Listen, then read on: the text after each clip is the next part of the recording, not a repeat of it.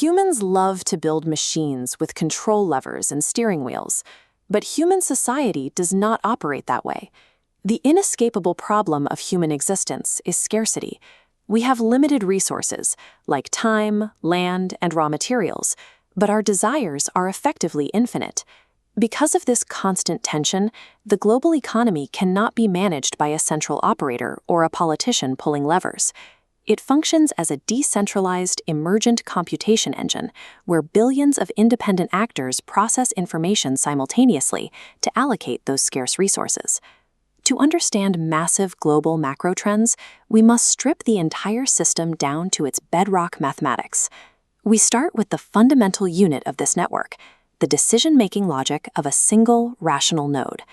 The global economy is the aggregate math of this single node, relentlessly optimizing for its own survival. The first operating rule of this node is opportunity cost. Opportunity cost dictates that the true cost of any item is whatever you must give up to obtain it.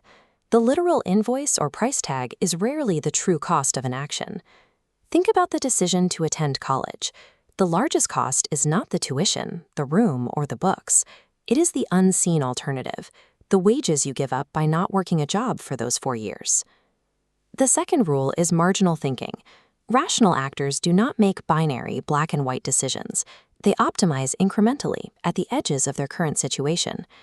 This diagram illustrates the mathematics of commercial airline pricing. If it costs $100,000 to fly a 200-seat plane, the baseline average cost is $500 per seat.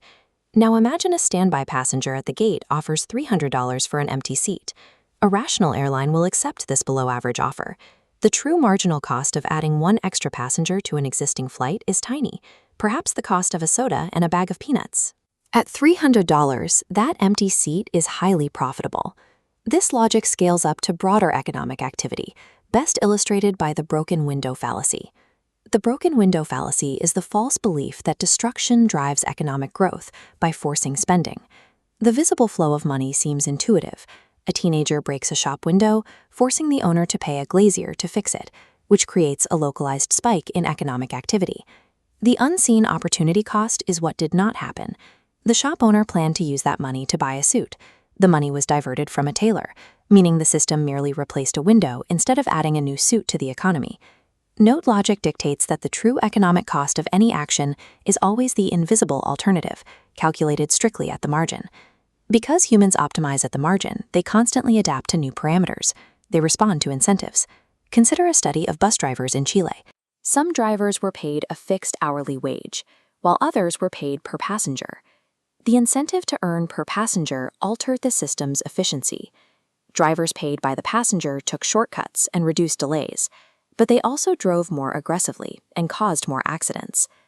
The ultimate proof of secondary effects overriding intended policy is the 1975 Peltzman Auto Safety Study. This was an economic analysis by Sam Peltzman, detailing how safety regulations alter driver behavior.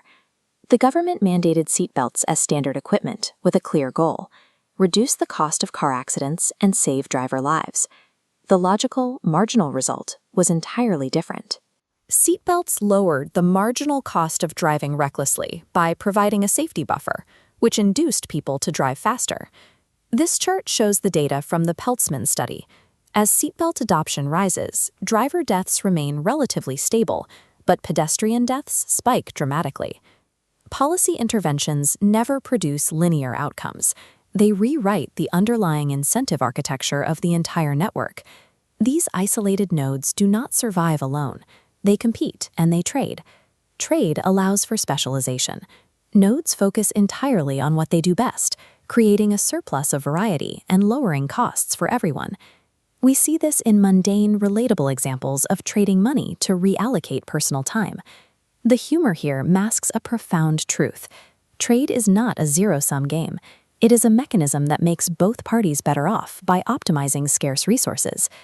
The decentralized mechanism coordinating millions of these self-interested trades is what Adam Smith called the invisible hand. The invisible hand is a metaphor describing how individuals pursuing their own self-interest unintentionally benefit society as a whole. This emergent network naturally calculates market clearing prices with far more accuracy than any central planner could ever achieve. However, this computational network has strict mathematical thresholds where it breaks down. These limits are defined as externalities and market power.